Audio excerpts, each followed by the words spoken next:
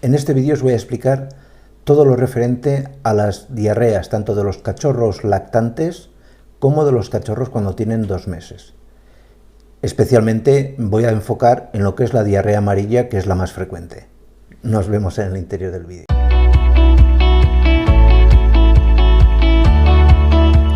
Como os he comentado, os voy a hablar de los dos tipos de diarrea. Las diarreas en los cachorros cuando todavía están en lactación y las diarreas cuando ya tienen 2 meses, que son dos momentos más o menos críticos de aparición de las diarreas, especialmente de las diarreas amarillas.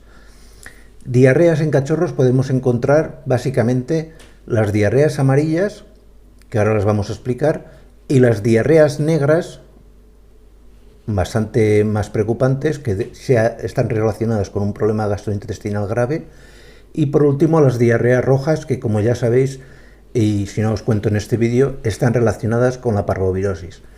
Pero bueno, focalizándonos en lo que nos interesa para este vídeo, primero, las diarreas en los cachorros lactantes. Este tipo de diarreas se van a dar sobre todo en los cachorros más glotones, los que más comen, pura y llanamente. Pensar que un cachorro cuando es lactante suele defecar pues prácticamente cada vez que come, es decir, come y al poco defeca. Esto es algo totalmente normal. Totalmente normal. Y lo que suele ocurrir es que a veces defeca haciendo diarrea, y es una diarrea de color amarillento.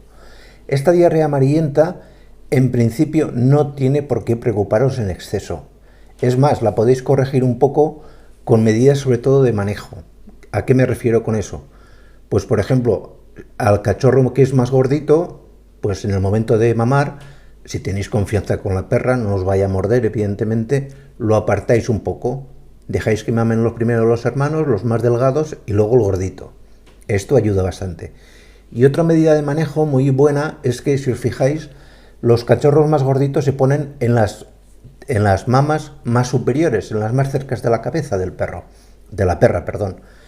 Entonces lo que tenéis que hacer es intentar ponerlo en las mamas de más abajo, que aunque son más grandes y os creáis que dan más leche, no es así, son las que menos de leche dan.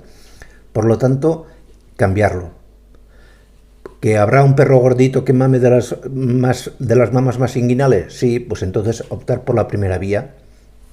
De cualquier manera, lo que debéis hacer siempre ante cualquier tipo de diarrea, sea esta o cualquier otra, es controlar la posible aparición de fiebre.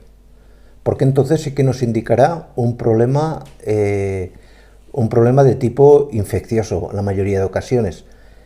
Y en ese caso sí que tendremos que actuar de otra manera. Pero ya os digo, la gran mayoría de las diarreas en cachorros cuando están en lactación, es decir, en los cachorros lactantes, suelen tratarse muy fácilmente con manejo. Con la peculiaridad que os he comentado de vigilar que no tenga fiebre el animal. Y luego tenemos el segundo gran tipo de diarreas que se producen exactamente a los 2 meses. Y me diréis, ¿y por qué se producen a los 2 meses? Pues básicamente porque es la época de destete.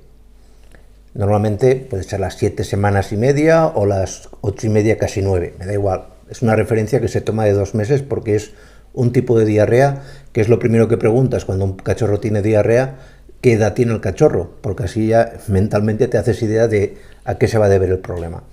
Este problema está muy relacionado, ya os digo, con el cambio de alimentación.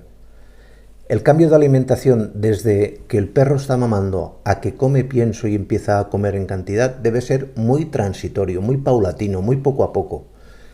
Porque si no, se producen esas disbiosis o esas alteraciones intestinales que son las que van a provocar este tipo de diarrea.